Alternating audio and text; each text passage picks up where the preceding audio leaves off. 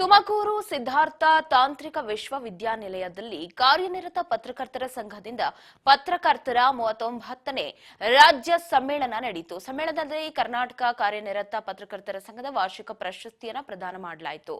ಇನ್ನು ಸಮ್ಮೇಳನದಲ್ಲಿ ನಮ್ಮ ರಾಜ್ ನ್ಯೂಸ್ನ ಎಕ್ಸಿಕ್ಯೂಟಿವ್ ಎಡಿಟರ್ ಆಗಿರುವ ರಶ್ಮಿ ಶ್ರೀನಿವಾಸ್ ಹಳಕಟ್ಟಿರವರಿಗೆ ವಿದ್ಯುನ್ಮಾನ ವಿಭಾಗದಿಂದ ಪ್ರಶಸ್ತಿ ನೀಡಿ ಗೌರವಿಸಲಾಯಿತು.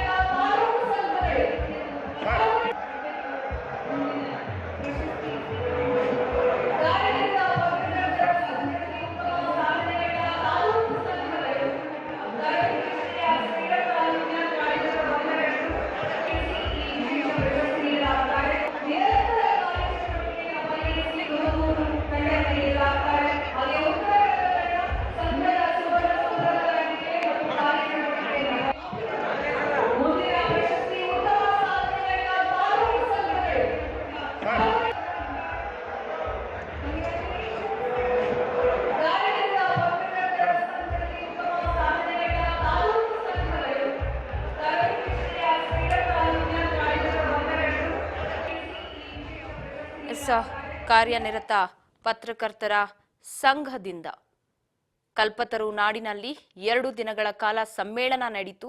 ಸಮ್ಮೇಳನದಲ್ಲಿ ರಶ್ಮಿ ಶ್ರೀನಿವಾಸ್ ಹಳಕಟ್ಟಿ, ರಾಜ್ ನ್ಯೂಸ್ನ ಎಕ್ಸಿಕ್ಯೂಟಿವ್ ಎಡಿಟರ್, ಇವರಿಗೂ ಕೂಡ ಪ್ರಶಸ್ತಿ ಪ್ರದಾನವನ್ನ ಮಾಡಲಾಯಿತು. ರಾಜ್ ನ್ಯೂಸ್ ಮೂಡಿಗೆ ಮತ್ತೊಂದು ಗರಿಮೆ.